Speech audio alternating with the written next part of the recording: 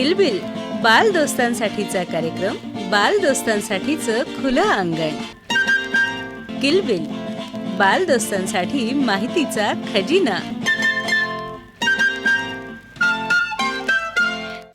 आकाशवाणी अकोला केंद्रावरून प्रसारित किलबिल या बाल श्रोत्यांच्या कार्यक्रमात मी नितीन ताथोड आपले मनापासून स्वागत करतो. श्रोते हो, आजच्या कार्यक्रमाचं तांत्रिक सहाय्य आहे वकार अहमद आणि गजानन गवारे यांचं. सादर करते आहेत सूरज गोळे आणि ही अकोला आकाशवाणी केंद्राची निर्मिती आहे.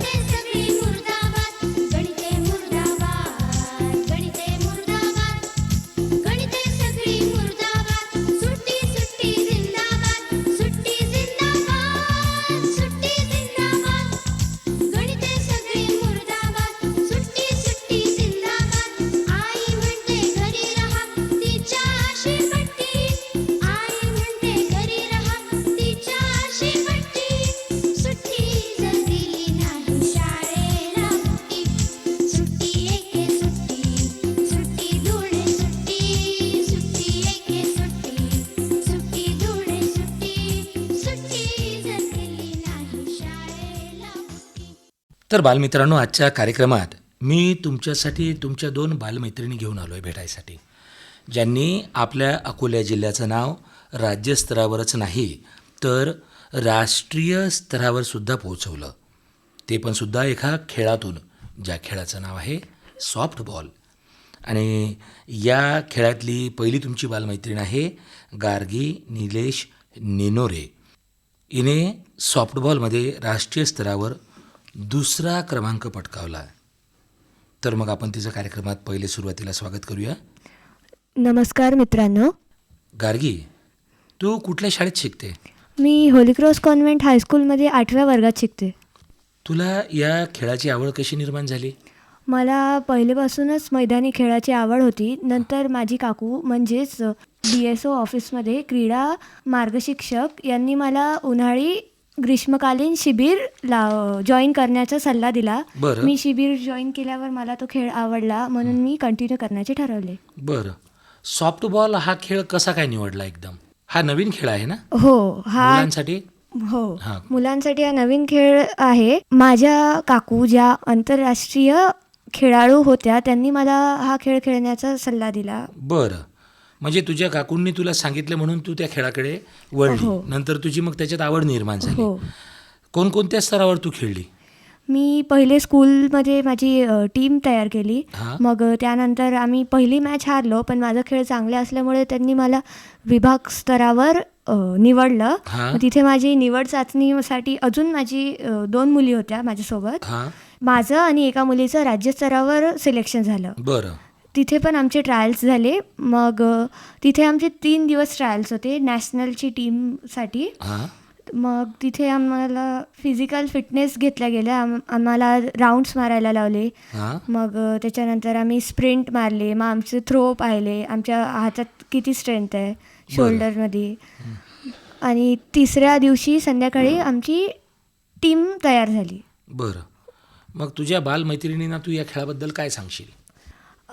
सॉफ्टबॉल खेळाचं वैशिष्ट्य आहे, हा खेळ 5% आरक्षणात येतो. म्हणजेच की या खेळामध्ये जर आपण पहिल्या 3 स्थानावर आलो तर हां. आपल्याला मोठं झाल्यावर गव्हर्नमेंट जॉबला आपलं लवकर लागतात. स्पोर्ट्स कोट्यामध्ये ते हो, समाविष्ट हो, करण्यात येतो. हो. बरं.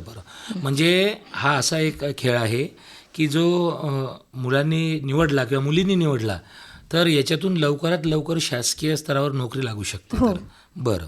मग या खेळामध्ये एकूण किती मुली असतात? या खेळामध्ये 16 मुली असतात, पण मॅचेसच्या वेळेस 9 मुलीच खेळतात. बरं. म्हणजे मग 16 मुली किंवा 16 मुलं आणि मुली दोन्ही हे गेम खेळू हो, शकतात. मग मॅचेसच्या वेळेस 9 असतात. मग बाकीचे 7? बाकीचे 7 जण एक्स्ट्रामध्ये असतात. मीन्स जर कोणी इंजर्ड वगैरे झालं तर हां. त्याच्या याच्यावर त्याला रिप्लेसमेंट. बरं. तिथे सगळ्यांचंच पहिलीच नॅशनल होती आणि घरापासून दूर पहिल्यांदाच असं आईबाबांना सोडून घरापासून दूर राहण्याचा अनुभव आणि तिकडच्या जेवणाचा बरं. हा सगळं पहिल्यांदा होता. बरं. हा खेळ प्रामुख्याने खेळला कुठे जातो?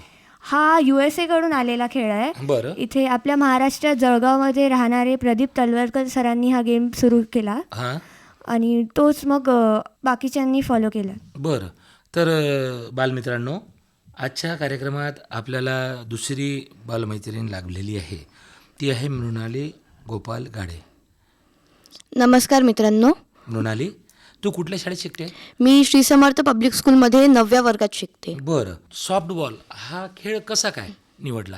आपल्या अकोल्याच्या DSO मधील जिल्हा क्रीडा मार्गदर्शक अधिकारी सौ नलिनी जाधव मॅडम यांनी आम्हाला सॉफ्टबॉल या खेळाची माहिती दिली. बरं. आणि त्यांनी आम्हाला उन्हाळी ग्रीष्मकालीन शिबिर जॉईन करण्याचा सल्ला दिला. बरं. आम्ही या खेळाची माहिती एकदम म्हणजे कशी काय दिली? नाही. कुठे कार्यक्रम झाला होता? नाही, आम्हाला त्यांनी जॉईन करण्याचा सल्ला दिला. बरं. हां. हां. आणि मग जॉईन केल्यानंतर त्या खेळाची आवड निर्माण झाली. हां. कारण तो नवीन खेळ होता. बरं. आपल्या ऑल ओव्हर इंडियामध्ये क्रिकेटला खूप जास्त सपोर्ट केला जातो बरोबर किंवा आहे. खेळला जातो. हां. हा खेळ नवीन असल्यामुळे त्या खेळामध्ये आवड निर्माण झाली. हां. म्हणून तो खेळ मी पुढे कंटिन्यू करायचं ठरवलं. बरं. मग अकोल्यात या खेळासाठी मैदान उपलब्ध आहे का? हो. कुठे? अकोल्यात हा सॉफ्टबॉल या खेळाचा मैदान गीतानगर सोमठाणा येथील क्रीडा संकुलमध्ये तयार करत आहे. आता नवीन आहे. हो, मग तयार तुम्ही करत या आहे. खेळाचा सराव कुठे केला? वसंत देसाई स्टेडियमला. सध्या? हो. म्हणजे आता जिथे वसंत स्टेडियम आहे या इथेच तुम्ही सराव हो, केला? हो. बरं. तुमची पहिले चाचणी कशी झाली? निवड चाचणी कशी झाली? निवड चाचणी सर्वात पहिले तर मी स्कूल गेम्समध्येच खेळली होती. हां. तिथे मला खेळाची माहिती पडलं. मग मी माझ्या स्कूलमध्ये सांगितलं. बरं. मग माझ्या सरांनी आमची टीम रेडी केली हां. आणि आम्ही मॅच खेळायला गेलो. जिल्हा लेवलवर? हां. हां. पण तिथे म्हणजे सगळ्यांसाठीच नवीन होता. हां. पण मीच प्रॅक्टिसला जायची ना. बरं. तर त्यांचं म्हणजे आमची टीम हारली. हां. पण माझं मी बेस्ट दिल्यामुळे माझं पुढे विभागसाठी निवड झालं. म्हणजे जिल्हा स्तरावर तुझी निवड झाली. हो. तुझा संघ जरी पराभूत झाला हां. तरी तुझं सिलेक्शन झालं झालं होतं. होतं. बरं, मग तू अकोला जिल्ह्यावर सिलेक्ट झाल्यानंतर अमरावती विभागात खेळली, हो. बरोबर आहे? हो. मग विभागीय स्तरीय तुमच्या स्पर्धा कुठे झाल्या? विभागीच्या स्पर्धा RPTC वर झाल्या होत्या. हा, अकोल्यात? हो. हां, बरं. तिथे पण ट्रायल्ससाठी 20 ते 25 मुली होत्या. हां, त्यामधून माझं बेस्ट झालं बरं. आणि माझ्यासोबत आपल्या अकोट तालुक्यातली पण एक मुलगी सिलेक्ट झाली होती हां. पुढे बरं. स्टेटसाठी. मग तुम्ही दोघी जणी होत्या जे हो. अंडर 17 मध्ये हो, खेळल्या. अंडर 17. मग स्टेट लेवलला तुमचं अकोल्यातून विभागीयमधून तुमचं सिलेक्शन झालं. हो. मग तुमचं जे हे सिलेक्शन झाल्यानंतर तुम्ही स्टेट लेवलला कुठे गेलाय? नागपूरला. नागपूरला. हो. मग तिथे तुमचं रहिवासी प्रशिक्षण होतं? हो, तिथे नागपूर? 3 दिवसाचं होतं. हां. पहिला दिवस रिपोर्टिंगचा होता हां. की म्हणजे आपले डॉक्युमेंट्स वगैरे जमा करायचं. बरं, बरं. दुसऱ्या दिवशी आम्हाला तिथे मॅचेस झाल्यानंतर आमचे जे ट्रायल्सवाल्यांचं होतं ते घेतलं. बरं. तिथे सर्वात आधी स्प्रिंट रनिंग पाहतात, म्हणजे कोण किती धावू शकतं. बरं. आणि सॉफ्टबॉलचा जो ग्राउंड असतो हां. त्याला डायमंड म्हणतात. हां. त्या डायमंडला कोण किती लवकर कव्हर करतो धावून ते टाइम लिमिटवर बघतात. बरं. मग थ्रो बघतात की कोणाच्या आर्ममध्ये किती पॉवर आहे हां. हे सगळं चेक करतात. आणि त्यानंतर मग हिटिंग हे सगळं बघून ते सेकंड डेला ठरवतात आणि थर्ड डेला संध्याकाळी नॅशनलची टीम ही डिक्लेअर होऊन जाते. बरं. मग ज्यावेळेस अमरावती विभागीयमधून तुमचं स्टेट लेवलला नागपूरला झालं तर त्यावेळेस तुझं सिलेक्शन झालं का? हो. मग स्टेट लेवल? स्टेटसाठी नाही, नॅशनलच्या ट्रायल्सला गेलो हां. होतो आम्ही. मग नॅशनलच्या ट्रायल्ससाठी सिलेक्शन झालं. हां. तिथून मी नॅशनलच्या टीममध्ये खेळले. बरं. मग नॅशनलच्या टीममध्ये ट्रायल्ससाठी एकदम डायरेक्ट तुमचे गेम्स झाले की त्याच्या आधी सुद्धा तुम्हाला कुठलं प्रशिक्षण देण्यात आलं? ते तर आम्ही वसंत दिसेलाच आमची ट्रेनिंग कंटिन्यू ठेवली. हां. आणि जसं विभागीय आणि स्टेट्समध्ये हां. खूप टाइम होता, बरं. टाइम गॅप खूप होता, तर आम्हाला प्रॅक्टिस करायला अजून टाइम मिळाला. बरं. मग तुझं जे नॅशनल गेम्स होते तुमचे हे अंडर 17चे हे कुठे झाले? हे झाले छत्तीसगड बिलासपूर इथे. किती दिवसाचे होते? हे आमचे 10 ते 15 दिवसाचे होते. बरं. मग ही नॅशनलची जी तुमची टीम होती यात किती मेंबर होते टोटल? 16 म्हणजे मग 16 आपल्या बॉईज महाराष्ट्र- आणि हां. 16 गर्ल्स. मग आपल्या महाराष्ट्र राज्यात आपल्या अकोला जिल्ह्यातून तुझ्यासोबत आणखी कोण होतं? आणि अकोट तालुक्यातली वेदिका जायले हां. होती. बरं. मग गार्गी तुझे जे नॅशनल झाले हे कुठे झाले अंडर 14चे?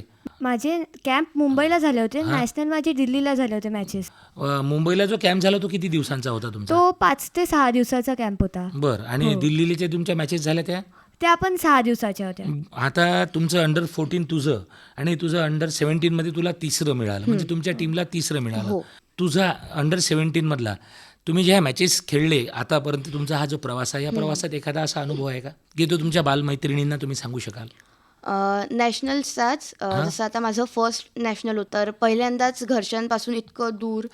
जसं मी जॉईंट फॅमिलीमध्ये राहते, तर खेळासाठी इतकं दूर कोणी गेलेलं नव्हतं. मी पहिलीच मुलगी होती जी आपल्या महाराष्ट्राच्या बाहेर गेली. हां. एकटी खेळायला गेली कमी होती. वयात. हो, कमी वयात. आणि घरच्यांपासून दूर, त्यानंतर जेवण जसं आपल्या महाराष्ट्रातली चव इकडचं थोडं वेगळं होतं. त्यानंतर राहायची व्यवस्था ते पण थोडंसं हेच होतं. तर आणि एकटं ऍडजस्ट जाऊन करायला थोडंसं भारी गेलं. हो. हां, बरं. आणि एकटं जाऊन धाडसीपणा हां, वाढला. हां. आणि आता कॉन्फिडन्स असतो की आपण करू शकतो. बरोबर आहे. पहिल्यांदा गेल्यानंतर आता दुसऱ्यांदा. हो. बरं, तुझ्या बालमैत्रिणींना काय सल्ला देशील या खेळाबद्दल? मी सांगेल हा खेळ तुम्ही जॉईन केला पाहिजे. जसं क्रिकेटला सगळे खूप प्रोत्साहन करतात. हां. आणि क्रिकेटला म्हणजे आता जर सगळेच क्रिकेटमध्ये आहेत हां. तर त्यामध्ये कॉम्पिटिशन खूप आहे. बरोबर आहे. सॉफ्टबॉल हा खेळ नवीन आहे. हो. यामध्ये जास्त जर नाही आहे कोणी तर याच्यामध्ये कॉम्पिटिशन कमी कमी आहे. आहे. आणि तुम्ही यामध्ये मग जास्तीत जास्त लेवलवर पुढे जाऊ शकता. बरोबर. आणि तू काय सांगशील तुझ्या बालमैत्रिणींना? मी त्यांना सांगेल की हा खेळ मीन्स क्रिकेटसारखाच आहे, सिमिलर. तुम्ही जॉईन करू शकता आणि मीन्स एवढं त्याला एकदा गेम समजल्यावर आपण इझिली खेळू शकतो. तर गार्गी, अंडर 14 मध्ये तू आधी जिल्हा आणि विभागीय स्तरावर खेळली आणि सोबतच तू राष्ट्रीय स्तरावर खेळून दुसरं पदक मिळवलं. तर या प्रवासात तुझी काही आठवण आहे का जी तुझ्या बालमैत्रिणींना तू सांगशील? हो, आमची एक मॅच होती राजस्थान वर्सेस. हां. त्याच्यात मीन्स आधी आमचं चांगलं चालू होतं, हां. पण नंतर थोडेसे खेळण्याचं आमचं लो पडलं. पण त्याच्यानंतरही माझ्या काही मैत्रिणी होत्या हां. ज्यांनी चांगलं त्यांचं परफॉर्म करून बरं. ही मॅच जिंकवण्यात आम्हाला मदत केली. बरं. मग ही तुझी आठवण आहे. हो. आता तुझ्या बालमैत्रिणीने या खेळाबद्दल काय सांगशील? हा खेळ USA मधून आलेला आहे. तिथे आधी बेसबॉलच चालायचा, पण बेसबॉल फक्त जेंट्ससाठी होता. बरं. तर त्यांनी लेडीजसाठी हा सॉफ्टबॉल इन्व्हेंट केला. बरं. सॉफ्टबॉलमध्ये ग्राउंड बेसबॉल आणि सॉफ्टबॉल सेमच आहेत, फक्त बरं. थोडेसे रूल चेंजेस आहेत. हां. जसं सॉफ्टबॉलमध्ये ग्राउंड 60 मीटर्सचाच असतो, तसा बेसबॉलमध्ये 90 मीटर्सचा असतो. आणि बेसबॉलमध्ये बॉल छोटा असतो आणि सॉफ्टबॉलमध्ये तोच बॉल मोठा असतो. आणि पिचिंग मीन्स तसेच बॉलिंग बेसबॉलची अप्पर आर्म असते आणि सॉफ्टबॉलची अंडर आर्म असते. हां. तसेच जर मीन्स तुम्ही जर सॉफ्टबॉल खेळलाय तर तुमचे शोल्डर स्ट्रॉंग होतात, पोटेन्शियल वाढते, धावण्याची स्ट्रेंथ, पायाचे मसल्स हे होतात, स्ट्रॉंग होतात. म्हणून गर्ल्सनी जॉईन केला पाहिजे, ट्राय केला पाहिजे. न्यू गेम आहे आणि मजा येईल तुम्हाला खेळता खेळता. मृणाली, तू अंडर 17 मध्ये खेळलीस, तर हा प्रवास करताना तुला कुणाकुणाची मदत झाली? सर्वात आधी तर आईवडिलांची, त्यांचा मला खूप जास्त सपोर्ट होता. मला ग्राउंडवर सोडापासून तर आणण्यापर्यंत त्यांची मला खूप हेल्प झाली. त्यांचा सपोर्ट होता. त्यानंतर स्कूलवाल्यांचा, त्यांनी मला वेळोवेळी डॉक्युमेंट्स उपलब्ध करून देण्याची हेल्प केली. आणि जेव्हा नॅशनल्सच्या आधी आम्हाला प्रॅक्टिस करायला वेळ पाहिजे होता, तर माझी 9 ते 3 स्कूल होती आणि मग प्रॅक्टिसला मला टाईम नव्हता मिळत. तर नॅशनल्सच्या आधी मी हाफ डे स्कूल केली आणि हाफ डे मला स्कूलवाल्यांनी सुट्टी करू दिली. ही त्यांची खूप मोठी हेल्प होती. आणि माझ्या कोच नलिनी जाधव मॅडम. बरं, ह्या तुमच्या दोघींच्या सेम कोच आहेत हो, का? सेम कोच आहेत. बरं, म्हणजे तुमच्या दोघींनाही जिल्हा स्तरावर नलिनी जाधव होत्या. हो. मग विभागीय स्तरावर कोण होतं तुमच्या दोघींना? गार्गे नलिनी मॅमच होत्या. त्याच होत्या का? नॅशनल पर्यंत तुम्हाला त्याच होत्या. मग त्यांच्यासोबत आणखी कुणी सहकारी कोच? अभिजित फिरके सर. बरं. आणि अजून प्रीतीश सर होते. हां. बरं, मग गार्गी, हे जे तुम्ही हा प्रवास केला, हे करत असताना तू शाळेसोबत या खेळाचं किती वेळपर्यंत नियोजन कसं केलं, शाळेचं आणि खेळाचं? माझ्या शाळेचा टाईम तसा तर 7 ते 31च आहे. हां.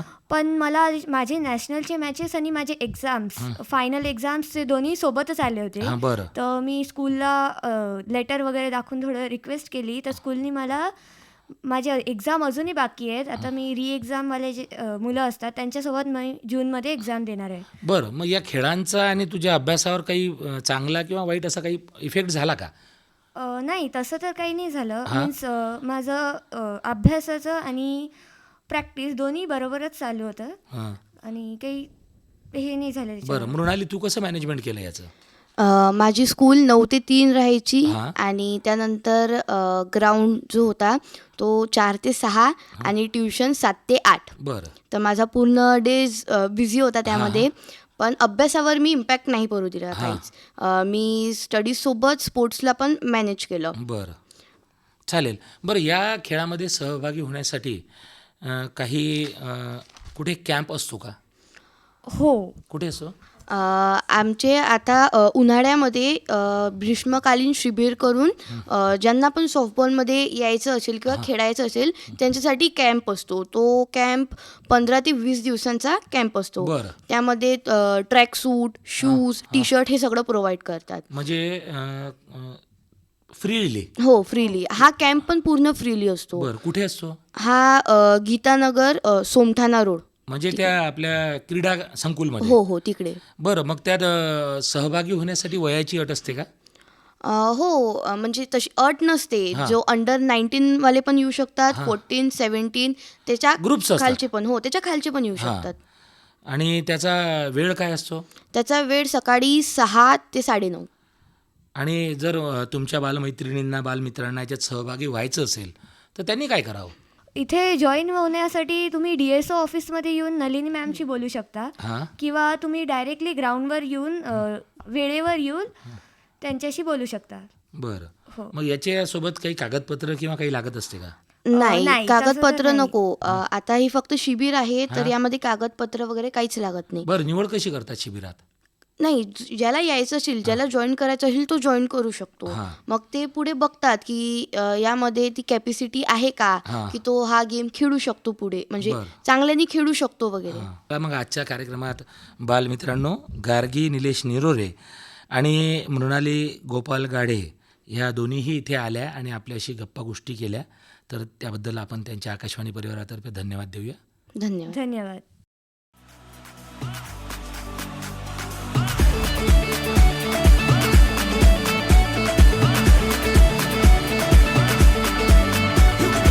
ਉੜ ਲੈ ਸਾਰਾ ਸਤੂ ਸੀਨੇ ਵਿੱਚ ਨੱਚਦੀ ਆਰਜ਼ੂ ਰੁਕ ਨਾ ਜ਼ਰਾ ਨਾ ਤੂੰ ਰਾਹ ਤੁਝਸੇ ਹੈ रूबरू थोड़ा सा तू रख सबर थोड़ी कर जल्दबाजियां मंजिल पे रख नजर सफर लंबा है ओ शेर की चाल चल रहा बन के तू आग जल रहा सांस में आंधिया लिए खून तेरा उबल रहा ये समानों में शोर है तेरे हाथों में जोर है इम्तिहानों की नोक पे हौसलों से संभल रहा हो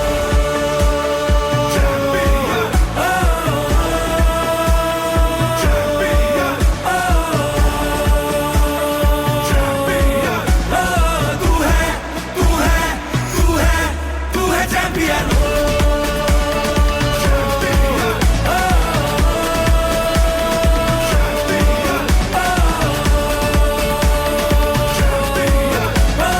है तू है तू है तू है चैंपियन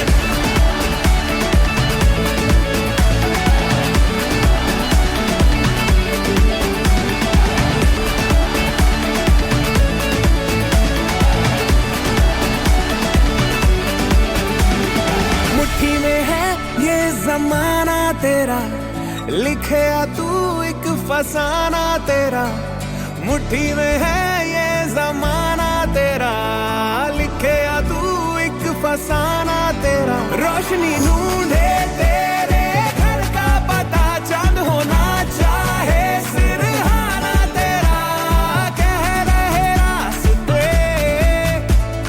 कभी ना सफर ये हो खत्म बस तेरे वास्ते ये दिन निकला है ओ शेर की चाल चल रहा बन के तू आग जल रहा सांस में आंधिया लिए खून तेरा उबल रहा ये जमानों में शोर है तेरे हाथों में जोर है इम्तिहानों की नोक पे हौसलों से संभल रहा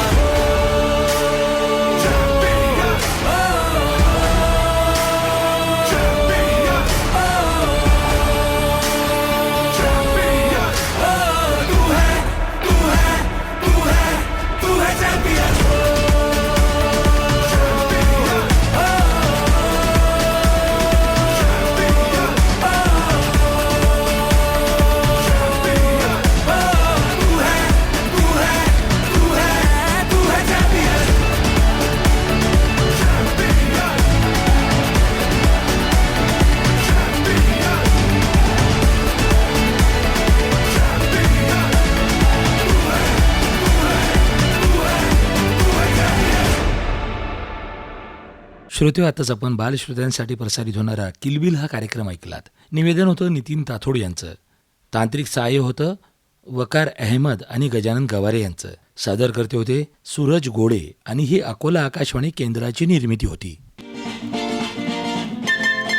किलबिल बाल दोस्तांसाठीचा कार्यक्रम, बाल दोस्तांसाठीचं खुलं अंगण. किलबिल बाल दोस्तांसाठी माहितीचा खजिना.